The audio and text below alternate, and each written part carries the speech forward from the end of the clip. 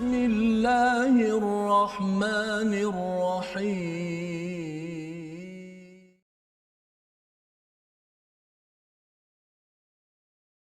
أعوذ بالله من الشيطان الرجيم بسم الله الرحمن الرحيم ولكل درجات مما عملوا وما ربك بغافل عما يعملون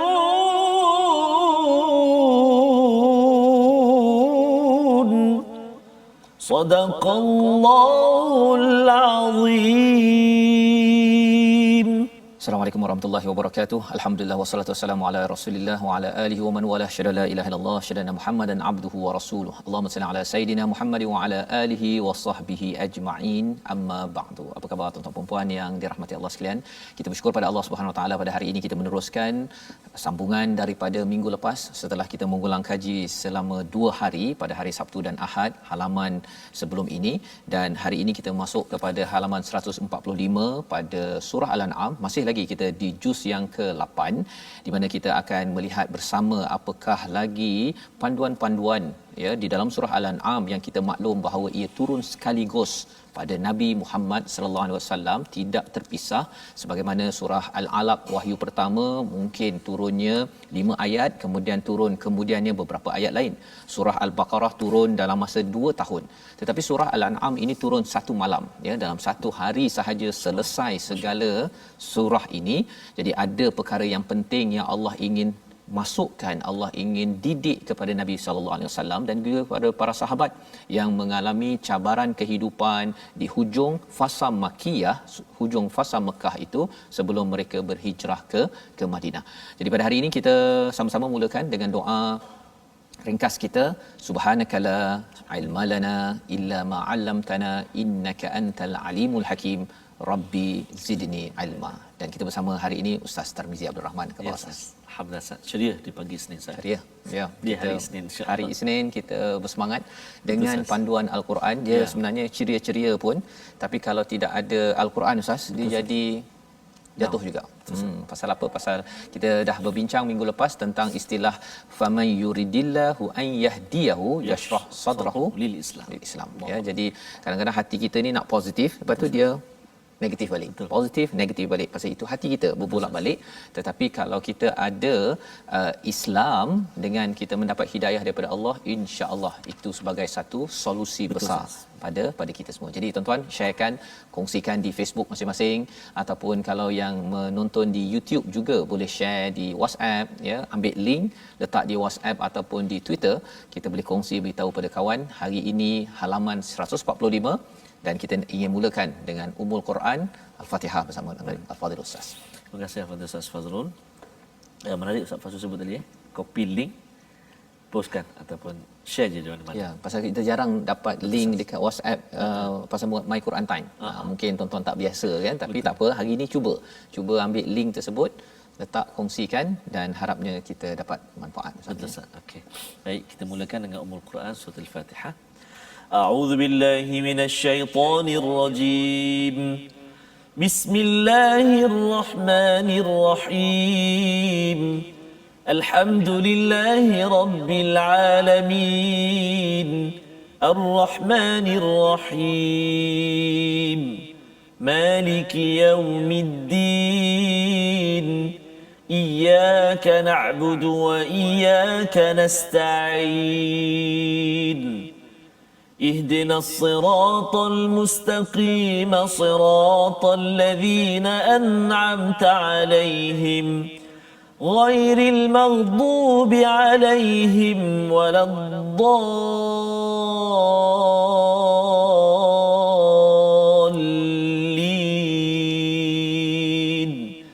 آمين. Amin ya rabbal alamin.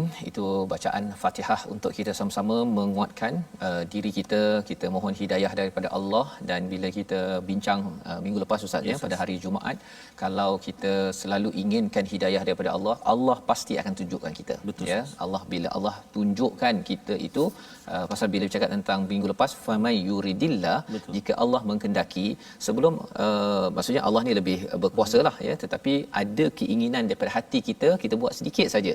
Kita ambil tazkirah sikit, ya Allah, aku nak, ya Allah, aku doa, kita berdoa tuan-tuan, Allah pasti akan yahdiyahu. Allah beri hidayah, dan inilah yang kita ingin dapat dan terus bersama pada halaman 145 dengan sinopsis yang kita saksikan di atas skrin. Bermula daripada ayat 132, kita akan melihat bahawa tahap ataupun kekuatan dalam diri manusia adalah berbeza, tetapi apakah yang Allah perhatikan, itu yang kita akan lihat pada ayat 132. Pada ayat 133 hingga 135, ancaman azab ataupun hukuman bagi mereka yang tidak menghargai kepada potensi, kekuatan, peluang yang Allah berikan. Ya, itu pada ayat 135, dan seterusnya pada ayat 136 hingga ayat 137, syariat kaum jahiliah dalam masalah tanaman dan buah-buahan. Menarik ini, pasal rupa-rupanya tanaman dan buah-buahan pun boleh menjadi sebab syirik. Kan? Macam mana? Kita baca bersama. Mulakan dahulu dengan ayat 132 hingga ayat 135, insya-Allah. Okey, terima kasih Ustaz Fazrul. Tuan-tuan dan puan, kita nak baca sekarang ini ayat 132 hingga 135. Macam kita bincang minggu lepas, mudah-mudahan Allah tak jadikan dada-dada kita dayiqan, terasa susah, terasa berat bila sebut Quran, malas, ataupun banyak halangan sangatlah. Mudah-mudahan Allah lapangkan dada kita. Yashrah sadru, Allah lapangkan dada kita. Rabbi shrah li sadri, Allah mashrah sudurana, insya-Allah. Amin ya rabbal alamin.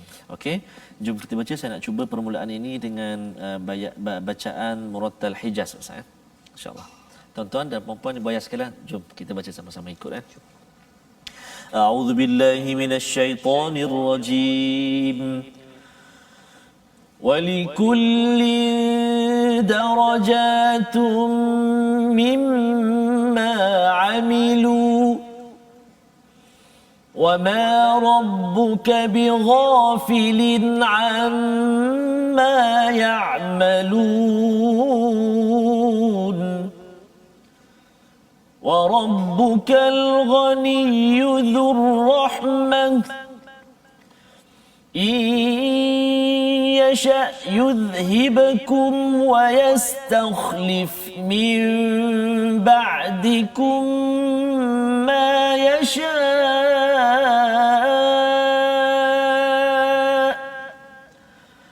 وَيَسْتَخْلِفْ مِن بَعْدِكُم مَّا يَشَاءُ كَمَا أنشأكم من ذرية قوم آخرين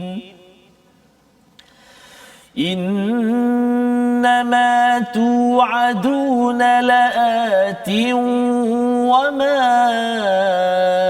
أنتم بمعجزين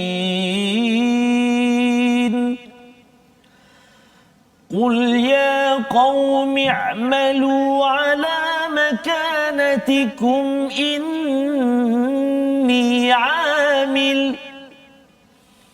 فسوف تعلمون من تكون له عاقبة الدار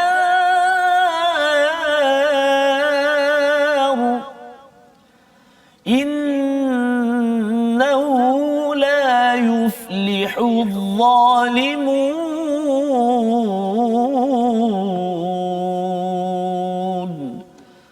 صدق الله العظيم. Surah Al-Azim, gitulah 3 ayat ataupun 4 ayat daripada ayat 132 hingga ayat 135, Ustaz, ya. Kita menyambung kepada perbincangan kita pada minggu lepas, ya, sebagai satu pencerahan bahawa sebenarnya Allah menyatakan apa ayat 132, dan setiap seseorang ada peringkatnya. Walikullin darajatum mimma amilu. ya apa yang mereka amalkan. Dan Tuhanmu tidak lalai terhadap apa yang mereka lakukan. Jadi apa yang kita bincang pada minggu lepas, bahawa sebenarnya Allah akan menghantar kepada sesuatu qaryah, sebagai satu negeri kawasan itu rasul. Yeah. Rasul. Zaman kita tak ada rasul lagi dah, tetapi Allah pasti akan hantarkan risalah yang dibawa oleh Rasul Nabi Muhammad sallallahu alaihi wasallam sampai pada kita, iaitu Al-Quran.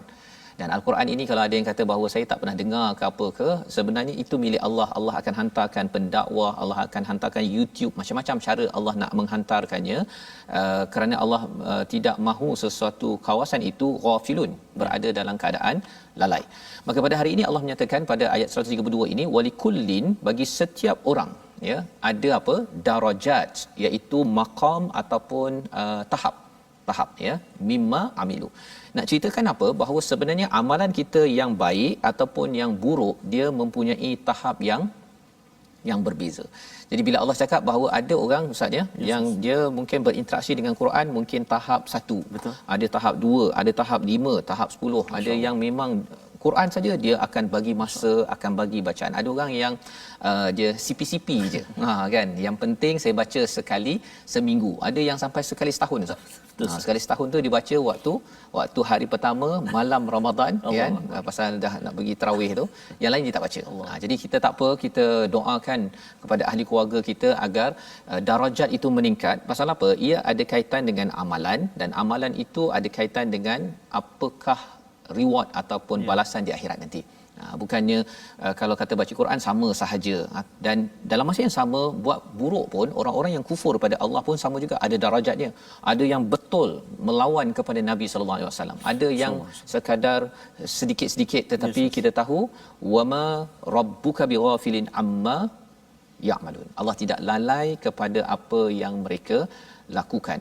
Maksudnya apa yang kita buat, kecil ke besar, tuan-tuan, ya, bersungguh-sungguh baca. Ada yang mesej ustaz, ya, kata sekaranglah baru dapat mula memahami, umur dah 60 70 tahun. Alhamdulillah, ya.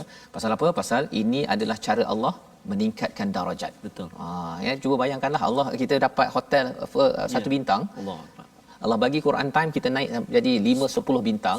Subhanallah, ya. Tetapi ada orang kata tak apalah, tak payah naik pangkat lah. Kan, bila kita tidak mahu respon, kalau kita minggu lepas cakap tentang yashrah sadrahu lil Islam, Allah bagi peluang tetapi tak nak respon untuk menyerah diri pada Allah lil Islam. Maksudnya sebenarnya Allah tak payah naik pangkat lah, 1 bintang pun okey kot.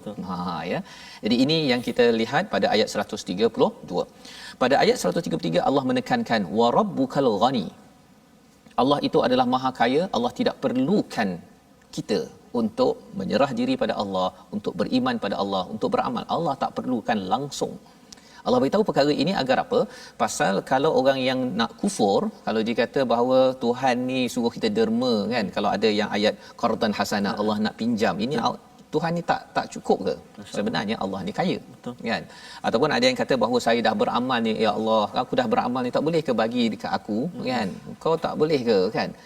Kalau aku tak beribadah, siapa lagi? Kan? Tak payah. Kan? Jangan mengancam ataupun apa istilahnya, mencabar Tuhan. Kan? Kita buat baik kerana kesannya itu adalah untuk kita, bukan untuk orang lain. Ya. Jadi di sini Allah nyatakan wa rabbukal ghani dzur rahmah. Menarik perkataan, ada perkataan dzur rahmah. Allah mempunyai rahmah. Maksudnya apa? Dia lebih kurang beginilah ustaz, ya. Katakan kita ada kucing. Asyik berak je merata. Kan? Tak comel pun. Tak comel pun, kan. Maksudnya kita tak perlukan dia, tak ada menyebabkan kita rasa tenang ke, pasal dah tak comel pun. Biasanya orang nak simpan lagi yang tak comel, suka berak merata ni ke, ataupun dia simpan biarlah berak. Rasa ustaz, rasa macam mana? Ramai orang buat macam mana? Dia akan ke tepi, kan. Allah sebenarnya tak perlukan kita, kan, tetapi Allah masih sayang. Allahuakbar. Kan, jadi nak menunjukkan apa? Sebenarnya Allah tak perlukan kita. Rasa macam dah degil solat lambat, baca Quran pun merangkak-rangkak, kan, get out daripada dunia ini. Boleh Allah buat begitu, tetapi subhanallah, Allah bagi kita Quran time. Betul. Allah bagi kita peluang baca Quran. Itu tandanya apa? Allah masih sayang kat kita. Ya, Allah masih sayang kat kita. In yasha yuzhibkum, kalau Allah nak, Allah boleh hapuskan, wa yastakhlif min ba'dikum ma yasha'u kama ansha'akum min zurriyyati qaumin akharin. Allah boleh saja nak hapuskan dan ganti kepada kaum lain. Allah boleh dan Allah pernah buat dan Allah boleh buat.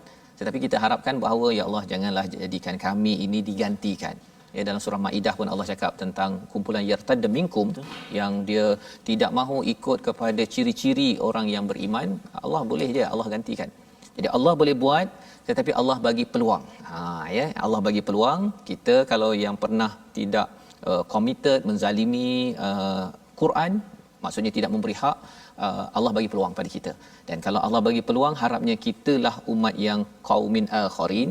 Ya, dia boleh je orang Arab dapat Quran, tapi kalau dia tak nak baca Quran, dia boleh je orang Malaysia baca Quran dan Allah bagi kemenangan kepada orang Muslim yang daripada Malaysia.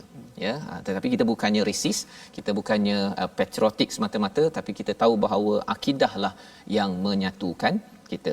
Jadi ayat 134 Allah mengingatkan kepada kita sekali lagi. Mungkin Ustaz kita baca ayat 134 pendek saja. Ya. Tapi isinya itu Allah nak menekankan tentang janji.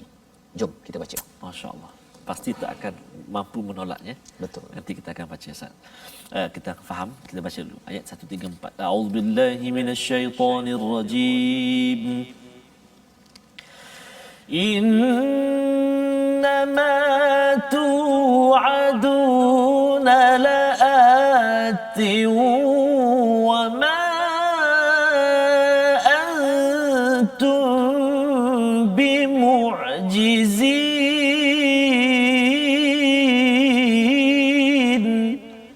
Sadaqallahul azim. Sesungguhnya setiap yang dijanjikan kepadamu pasti datang dan kamu tidak mampu menolaknya. Ayat ini pendek, kalau kita baca terjemahan pun rasa okey, Allah selalu cakap, Allah janjikan ya benda tu berlaku. Tapi kita kena beri penekanan, kena beri perhatian bahawa bila Allah cakap inna, maksudnya ini penting ni. Kan sesungguhnya apa yang telah dijanjikan pasti datang. Dia lebih kurang macam ayah cakap ya, kalau ayah cakap abah janji ni kalau kamu betul-betul hafal satu muka surat minggu ni, abah bagi satu hadiah. Allah. Kan? Itu kalau, tapi kalau tak hafal, adik kamu dapat, kamu tak dapat. Ini janji apa? Kan? Kamu kena watch out. Kan? Kena, kalau sanggup adik pergi minum air sedap, kamu minum air yang lebih sedap, iaitu air kosong. Contohnya kan. Waktu itu bagi anak bila dah diberitahu begitu, yang suka menghafal dia kata wah ini hari minggu ni dapat hadiah. Tapi bagi yang tidak suka ataupun yang nak main game terus pada minggu ini, dia akan rasa alamak. Whatever. Kan, whatever, tapi dalam masa sama dia tahu bahawa ini adalah satu okey kan, bahaya pasal laat, pasti perkara ini datang. Dan Allah kata wama antum bimu'jizin, kamu tak boleh mengalahkan. Kalau datang azab di dunia ataupun di akhirat, no way kamu akan kamu dapat mengalahkannya. Jadi Allah menyatakan sekali lagi, katakan pada Nabi Muhammad, Allah minta Nabi sampaikan ya qaumi i'malu, beramallah ala makanatikum inni amil. Kau nak buatlah. So ayat ini menarik pasal kita kena ingat konteks ya. Konteksnya di waktu di hujung di Mekah, mereka nak balun Nabi dan balun sahabat. Adakah umat Islam pada waktu itu kita kata bahawa okeylah rasanya mereka ganas ni, kita senyap sikit ya. Apa yang Allah ajar, ya qaumi ya'malu ala makanatikum, kamu buat kerja yang kamu nak buat, mana lagi engkau tak buat, ini amil. Kami tetap akan berdakwah, kami tetap akan beramal, kami tetap akan menyampaikan risalah ini. Fasawfa ta'lamuna man takunu lahu 'aqibatud dar, kamu akan tahu apa yang akan kamu peroleh daripada kesudahan nanti. Ini kira mantap ni Ustaz. Kan? Dia kena asak lagi. Kan? Dan umat Islam pada waktu ini tidak boleh berperang. Betul. Orang-orang musyrik pada waktu itu yang pergi balon, yang pukul dengan letak dekat ni. Tapi apa yang Allah ajarkan dalam ayat ini adalah identiti tentang yakinnya pada akidah Allah SWT. Sesungguhnya innahu la yuflihul zalimun, sesungguhnya yang tidak berjaya itu adalah orang zalim. Jadi lebih kurang kalau ayat ini dibaca depan Abu Sufyan waktu itu belum Islam lagi, kau nak buat sila kan. Kami nak sampaikan risalah pasal apa yang berjaya, kami insya-Allah kalau kami beriman yang adil, orang tak berjaya zalim macam kamu ni tak berjaya. Ini ayat ini bila disampaikan ia adalah satu cabaran. Tetapi penting, kalau tidak kita rasa macam kita ni lemah kan. Tak apalah, kita orang-orang baca Quran ni mesti yang lemah lembut okey, tetapi jangan sampai jadi lemah lembik. Betul. Baru kena sikit je kita rasa macam tak apa kot kan, kita tak apalah, biar mereka yang buat. Jadi di sini Allah mengajar kepada kita pada ayat yang seterusnya, waja'alu lillah ya mimma dhara'a minal harthi wal an'ami nasiban. Yang ini kita akan tengok sebentar lagi ya. Jadi ustaz mungkin ada komen sikit dekat sini. Ya Ustaz, maksudnya apa yang Ustaz sebut tadi, saya tertarik dengan ayat yang 134 tu Ustaz. Sesungguhnya setiap yang dijanjikan kepadamu pasti akan datang dan kamu tak mampu menolaknya. Maksudnya macam Ustaz sebut tadilah. Walaupun kita nak tolak macam mana sekalipun tuan-tuan dan puan-puan, awak tak payah tolaklah. Walau macam mana pun kan, kamu akan dapat ataupun balasannya. Ataupun apa yang kamu, contoh masa kita buat kat sini, kita tak dikurniakan ganjarannya seperti yang kita nak, tetapi pastilah janji Allah Subhanahu Wa Taala kita akan dapati di akhirat nanti, subhanallah. Jadi membawa kita pada perkataan pada hari ini, mari sama-sama kita perhatikan. Daraja maksudnya perlahan-lahan menuju sesuatu, 20 kali disebut di dalam al-Quran, dan kita nampak perkataan ini di mana Ustaz? Di atas kita cari. Atas sekali itu kan, walikullin darajat. Maksudnya apa-apa sahaja yang kita buat ada tahap-tahapnya, dan tahap-tahap itu perlu kita lalui. Baca Quran pun ada darajatnya, makin tinggi darajat maka makin tinggi darajat kita di akhirat nanti. Jadi teruskan bersama My Quran Time, kita berehat sebentar, baca, faham, amal insya-Allah.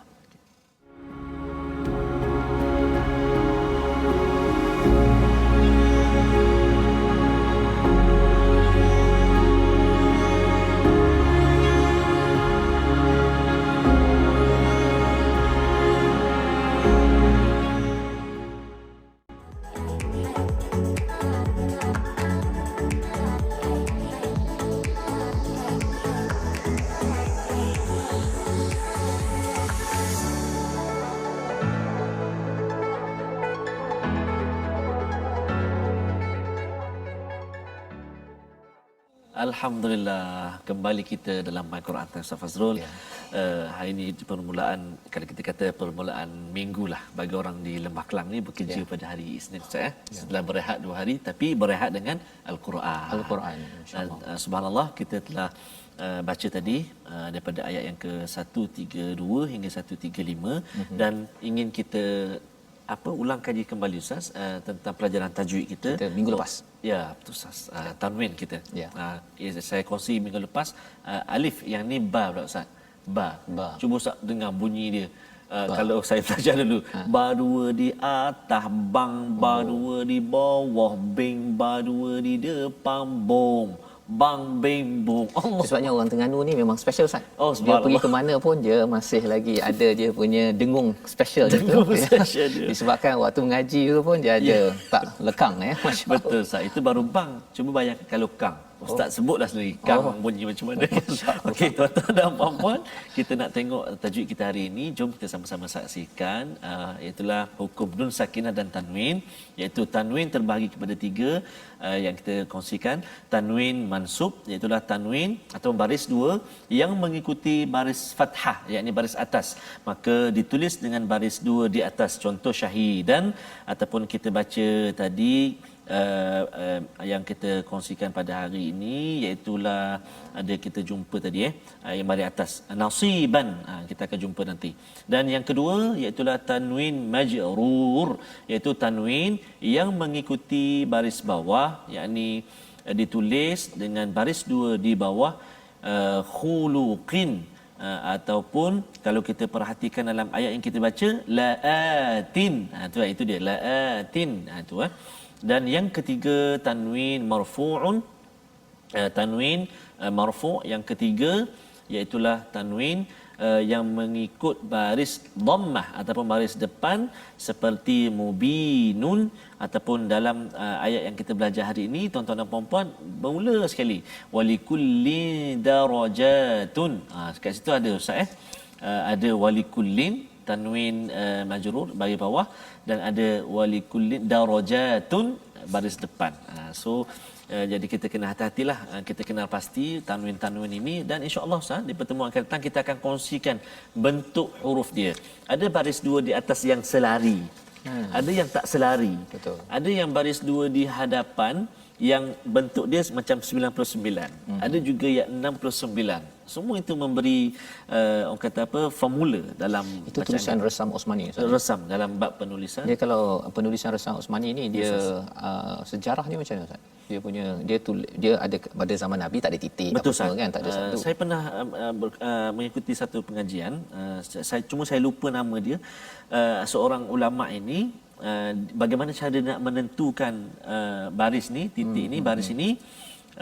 Menarik kisah dia tidak mahu bertugas lagi di istana, yang pakar bahagian menanda ni.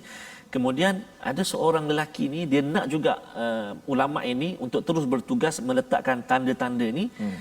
Dia duduk di tepi jalan, bila ulama tu lalu, dia sengaja baca salah. Dia sengaja baca salah. Contoh macam ni, walikullin darajatun mimma amil, baca walikullin darajatan mimma, bila ulama tu lalu. Jadi ulama tu tegur, salah. Dia kata aku tak boleh, kena kembali balik kepada pemerintah untuk teruskan tugas. Nanti insya-Allah pertemuan akan datang saya datangkan kisah itu secara detail lah. Menarik tu. Pasal sebenarnya bila cerita tentang Resam Osmani ni, betul, Ustaz. Dia sampaikan ada satu buku tu cerita tentang ejaan ihsan. Ada yang ada sin nun, betul. Ada yang alif yang maksura, ada yang sin alif nun. Subhanallah. Sampai tahap begitu sekali analisisnya. Dan itu sebabnya kalau nanti kita akan bincang Ustaz tentang Resam Osmani ini, kerana sampai tahap tulisan sekali lah sebenarnya mukjizat Al-Quran ini yang boleh kita bongkar. Sangat luas sebenarnya. Sangat luas. Insya-Allah. Jadi kita teruskan Ustaz kita terus dengan dua ayat lain daripada ayat ataupun halaman 145, iaitu ayat 136 dan ayat 137. Apa yang kita akan baca nanti berkaitan dengan bagaimana syirik melibatkan kepada tanaman, kepada haiwan dan juga sampai sanggup bunuh anak. Yang kita tidak mahu ia berlaku. Jom kita baca dahulu. Baik, terima kasih Ustaz. Kita nak sambung tuan-tuan dan puan-puan. Jom kita baca dua ayat ni bagi muka surat 145. Kita cuba pula. Jom sama-sama kita cuba pula baca dengan bacaan Taranum Sabah, insya-Allah. Susahlah Ustaz, Taranum Sabah. Sabar jelah. Maksudnya taklah wajib kita kena baca taranum ni, tapi apa salahnya kita belajar sikit sebanyak asas bacaan kita, insya-Allah. A'udzubillahi minasyaitonir rajim. وَجَعَلُوا لِلَّهِ مِمَّا ذَرَأَ مِنَ الْحَرْثِ وَالْأَنْعَامِ نَصِيبًا فَقَالُوا هَذَا لِلَّهِ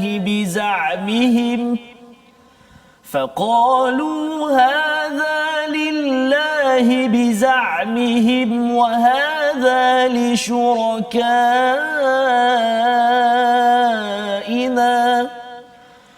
فما كان لشركائهم فلا يصل إلى الله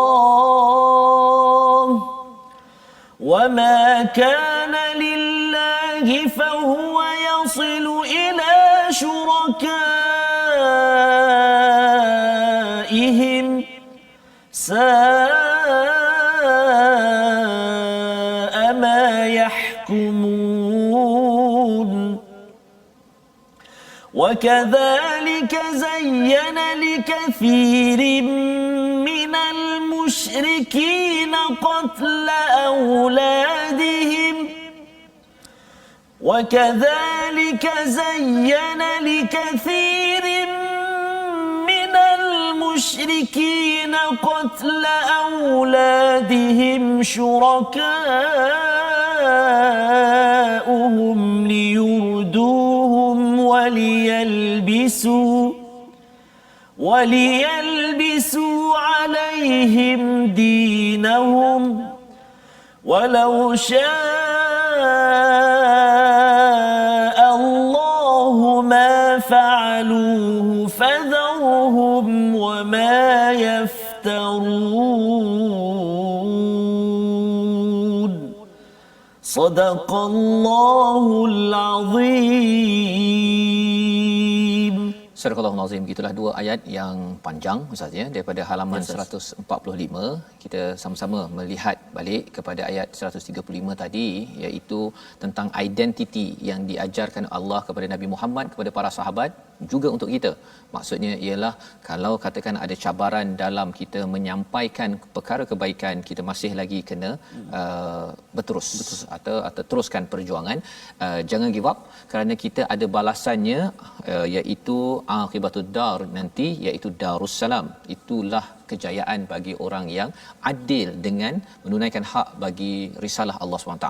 Tetapi bagi yang zalim, yang melawan kepada risalah kebenaran ini, dan mengapa orang melawan? Pasal sebenarnya tauhid ini Ustaz menyebabkan orang kena berterus terang, tak boleh menganiaya orang lain, tidak boleh sekadar mengutamakan diri sendiri, ya. Jadi itu yang berlaku.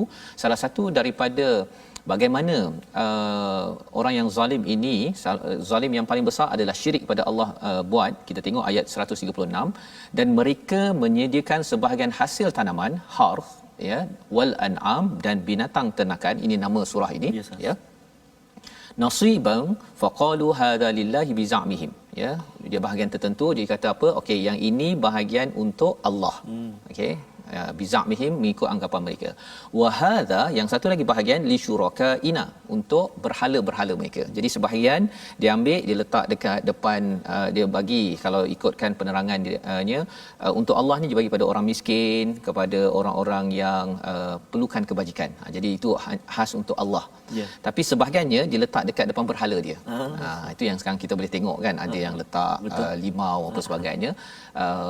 Tetapi cabarannya apa? Cabarannya ialah yang dia sampai kepada berhala tu, dia tahu dah berhala tak makan. Akhirnya sampai pada penjaga berhala. Yang itu boleh buat duit. Ya, boleh buat, dia boleh makan. Tapi ialah kadang-kadang bijak juga. Betul. Yang dia bagi kat berhala tu kadang-kadang dah ditukarkan sekarang ni jadi beli daripada kedai RM2. Ya, jadi ini nak Allah bongkar perkara ini. Pasal apa? Pasal orang yang jaga berhala ini akhirnya dia boleh jadi kaya, Ustaz. Ya. Pasal ada portion untuk dia. Betul, yang duit letak dekat depan berhala ke apa ke, berhala tak ada buat nak buat apa je, bukan disimpan dalam bank. Betul. Jadi disimpan dalam poket penjaga berhala. Jadi ini Allah membongkar tentang istilah di hujung itu, sa'ama yahkumun, apa yang mereka putuskan, apakah ketentuan yang mereka buat itu adalah amat iaitu amat buruk. Pasal apa? Itu adalah corruption dalam rumah ibadah. Satu rasuah, bukan rasuah, maksudnya itu sebagai satu ketirisan. Betul. Ataupun satu kerosakan berlaku dalam rumah ibadah. Betul. Orang tak perasan. Betul. Jadi itu yang kita dalam agama Islam kita tidak ada. Yang ini portion untuk Allah, ya, yang kita bagi pada orang miskin. Ini portion untuk surau. Okey, surau boleh bagi pada AJK masjid tak? Kan? Kalau katakan kita bagikan Allah, maka semuanya sampai kepada orang-orang yang memerlukan, tidak ada pihak kedua, ketiga sebagai orang tengah. Jadi ini dalam ayat 136. Ayat 137, dan demikianlah berhala-berhala mereka menjadikan terasa indah. Jadi yang pertama, syaitan ini pada ayat 136 menyebabkan tanaman, haiwan dia syirikkan kepada Allah Subhanahu taala. Tapi lebih daripada itu, syirik ini menyebabkan apa? Orang sanggup buat apa? Ayat 137, dan demikianlah berhala-berhala mereka menjadikan terasa indah bagi orang musyrik membunuh anak-anak mereka untuk membinasakan mereka dan mengganggu agama mereka sendiri. Kita baca sekali lagi Ustaz, ya, pasal kita nak elakkan. Betul. Kalau boleh jangan terpedaya dengan syaitan. Betul. Syaitan ni dia sampai kita sanggup, ya, nauzubillah, bunuh orang. Ya. Sampai sanggup membinasakan orang, sampai sanggup untuk mencampur adukkan ataupun merosakkan agama. Itu kerja syaitan. Kerana apa? Kerana syaitan memang dah berjanji dah. Yeah. Nanti kita tengok dalam surah Al-A'raf, syaitan berjanji dia nak goda anak Adam ini kerana dia tak puas hati. Yeah. Dia tak puas hati. Dia tak puas hati dan dia akan pasti buat. Kita yang kena tahu rahsia ini pasal perangkap, dia tak lupakan pelanduk. Pelanduk yang biasa lupakan perangkap, maksudnya pantun tak ada hari ni, nanti kita pakai perumpamaan lah hari ni, ya. Baik, silakan Ustaz, kita baca sekali lagi ayat 137 bersama tuan-tuan, silakan. Okey, jom tuan-tuan dan puan-puan sahabat Al-Quran, kita baca ayat 137. A'udzubillahi minasyaitonirrajim. وَكَذَلِكَ زَيَّنَ لِكَثِيرٍ من المشركين قتل أولادهم شركاؤهم ليردوهم وليلبسوا عليهم دينهم ولو شاء الله ما فعلوه فذرهم وما يفترون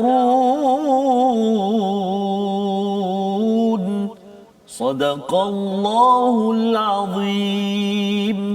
Dan demikianlah berhala-berhala mereka, syaitan menjadikan terasa indah bagi orang-orang musyrik. Syirik Ustaz ya, yang buat syirik ini, dan mungkin bagi orang Islam pun ada boleh terjebak kepada syirik ini kalau kita tidak beri perhatian. Jadi apakah yang dibuat oleh syaitan? Syaitan akan hiaskan. Dia rasa macam idea dia itu okey. Contohnya yang pertama apa? Qatla auladihim syuraka'uhum. Ya, yang pertama ialah membunuh anak-anak mereka. Kerana apa? Kerana ada yang kata bahawa anak lelaki dia ni nanti menyusahkan dia. Betul. Anak perempuan dia, kalau menurut ulama As-Sudi, dia mengatakan bahawa anak perempuannya ini, ataupun ulama menyatakan, Mujahid menyatakan takut cercaan. Pasal anak perempuan nanti dia mungkin buat perkara tak elok ke apa sebagainya. Pasal sebenarnya mengapa jadi cercaan kepada anak perempuan? Pasal jahiliah mereka memang menggunakan perempuan, meletakkan perempuan sebagai komoditi. Betul. Ya, sebagai dijual dan dilacur buat perkara-perkara yang tak elok. Betul. Jadi itu ya, mereka buat sendiri, lepas tu mereka sendiri yang kata tak nak aku anak perempuan. Padahal perangai dia kan. Betul. Dalam Islam kita menjaga lelaki perempuan dua-duanya, dan kita tidak mencerca lelaki ataupun perempuan kerana dua-duanya dicipta oleh Allah SWT. Jadi betapa salim ataupun sejahtera akidah itu penting kerana ia menyelamatkan seluruh dunia. Seluruh dunia, tidak ada double standard. Contohnya kalau orang perempuan kan, atau kan jadi dah berkahwin. Betul. Kalau dalam agama tertentu dia kata dah kamu ikut pada lelaki suami kamu dan tak boleh dah tidak taat pada suami. Kan, sehingga kan suami kata tak boleh balik kampung isteri kan, ataupun apa, kamu dah tak dapat dah bahagian kamu ikut saja aku sebagai raja. Itu bukan kefahaman dalam agama kita, dalam agama Islam. Jadi ini yang kita lihat apa yang sanggup dibuat oleh orang-orang yang syirik. Yang pertama, sanggup membunuh anak.